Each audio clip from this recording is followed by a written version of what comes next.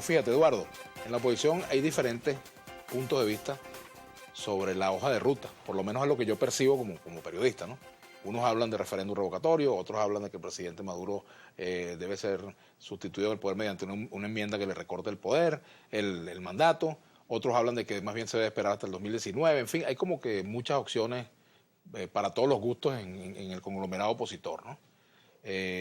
Pero lo interesante es ver si el presidente Nicolás Maduro tiene margen de juego para hacer frente a la crisis en este momento, como tú lo planteabas, ¿no? El presidente está en la presidencia en este momento. O sea, está Obviamente al frente de la responsabilidad. La crisis es hoy, no es mañana. La gente está desesperada porque no consigue los productos en los mercados, ni siquiera en los mercados del gobierno. La gente está desesperada porque no le alcanza la plata para la cesta básica. La cesta básica está costando 140.000 bolívares. Y el ingreso, el salario mínimo, 10.000. Por el amor de Dios, ¿cómo puede la gente aguantar eso? La gente está desesperada por el tema de las medicinas y por el tema de los insumos para producir. Eso no aguanta procesos y discusiones y cosas que se van a dar dentro de unos meses. Yo no sé, Vladimir, yo tengo que hablar con un gran sentido de responsabilidad. No creo que aguante esta situación unos meses. El presidente tendría que anunciar mañana, señores, tomando conciencia de la gravedad de la situación y tomando conciencia que la clave del problema económico venezolano es que no tenemos dólares. Porque el petróleo valía $100 y pico el barril hace unos años y se mantuvo muy alto por mucho tiempo y ahora está valiendo 20. Mucho más, por cierto, de lo que lo tuvo, o 23 o 25. Sí. Mucho más, por cierto, que lo que valía cuando los gobiernos de la República Civil. Pero en todo caso, la bajada del ingreso ha sido impresionante y el gobierno se había ocupado de destruir el aparato productivo del país. Eso es gravísimo porque ahora no tenemos producción interna, porque el gobierno todo lo compraba antes afuera, en Uruguay o en Brasil o en Nicaragua o en Bolivia o en Ecuador. Y ahora no tienen con qué pagar esas importaciones y está metido en un problema muy serio. ¿Cómo se resuelve ese problema?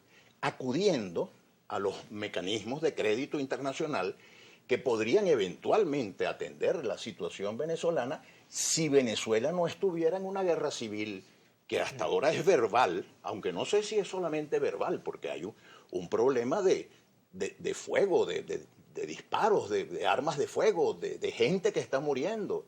Entonces, ¿para cuándo vamos a dejar el diálogo? Para después que haya una enorme cantidad de muertos. Ahora, Eduardo, más allá de lo que tú estás diciendo en este programa y lo que escribes en tu artículo, yo leí tu artículo sobre la necesidad de un gobierno nuevo, como tú hacías el énfasis, que lo podía encabezar el propio Maduro, como tú lo señalabas en tu artículo. Pero más allá de eso, y tú eres un hombre que has estado muy cerca del poder, porque tú fuiste el secretario general de un partido de gobierno, ¿verdad? Tú tienes el número de Miraflores, me imagino que no lo han cambiado, la central de Miraflores, no sé si lo tienes, y lo puedes, si no lo puedes conseguir. ¿No te has atrevido a llamar al presidente? Pues la verdad es que no, porque no he sentido de parte del presidente que haya un talante dispuesto al diálogo, una disposición a la conversación. Si el presidente cree que alguna opinión mía puede serle útil, él puede conseguir mis teléfonos, estoy seguro. Ahora, el presidente Chávez consiguió mi teléfono en un momento determinado y yo hablé con el presidente Chávez en circunstancias muy difíciles. Era el paro petrolero, era una situación tremenda que estaba viviendo el país y le hablé con mucha lealtad y con mucha sinceridad y le di una recomendación que la repito aquí en tu programa. El presidente no puede ser factor de división, de pugna, de confrontación, tiene que ser un factor de unidad nacional. Y aprovecho este programa para reiterarle al presidente Maduro lo que le dije al presidente Chávez.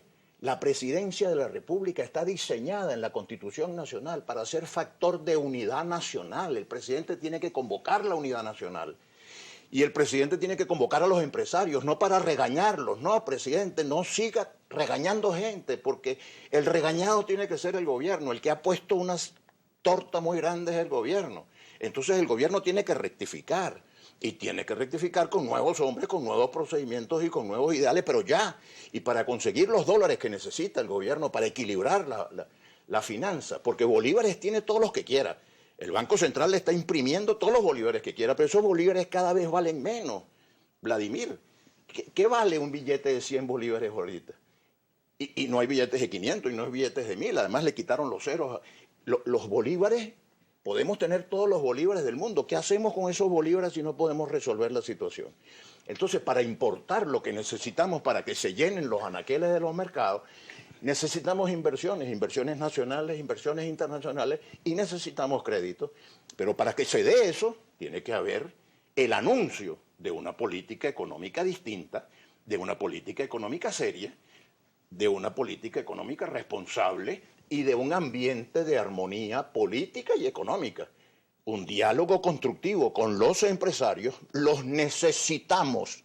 A ustedes, señores empresarios, los necesitamos. No es que los vamos a perseguir, no es que los vamos a expropiar. Queremos que ustedes tengan confianza en Venezuela e inviertan. Mira, Vladimir, con que viniera el 20% de lo que venezolanos tienen depositados en el exterior, Venezuela se reactivaría económicamente. Ahora, ese dinero que está afuera, salvo el dinero de la corrupción, pero el dinero que legítimamente tienen algunos venezolanos en el exterior, no va a venir bajo amenaza.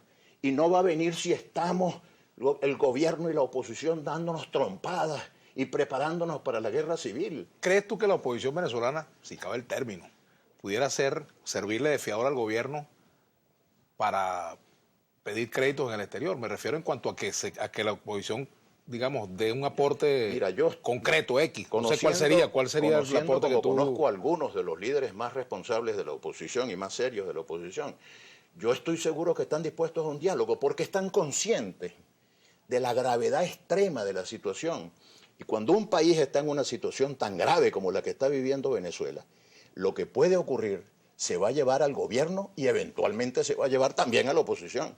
Entonces lo que necesitamos es actuar con sensatez, con responsabilidad, líderes de altura que pongan los intereses del país por encima de los intereses de cualquier grupo político, de cualquier... Eso implica dejar de lado agenda política. Yo creo que la política en este momento no es la prioridad. Yo sostengo firmemente que la prioridad es darle de comer a la gente que tiene hambre, llenar los mercados y los anaqueles con los productos que la gente está demandando y poner en los bolsillos de los venezolanos ingresos suficientes para poder atender los gastos del mercado. Pero además, darle a los venezolanos las medicinas que necesitan para sus enfermos y los hospitales que tienen derecho o que tenemos derecho a tener todos los venezolanos.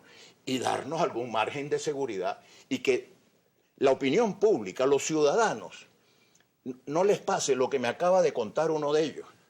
A mí me desespera, me decía él, que mientras yo hago la cola para comprar la cosa en el mercado, veo la televisión y veo discusiones políticas muy importantes, muy trascendentes, pero ¿quién se ocupa de mi muchachito que está enfermo y que yo no consigo la medicina para atender su situación?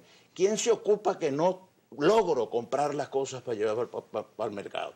Oye, vale, la situación es muy exigente y hace falta patriotismo y hace falta un alto sentido de responsabilidad.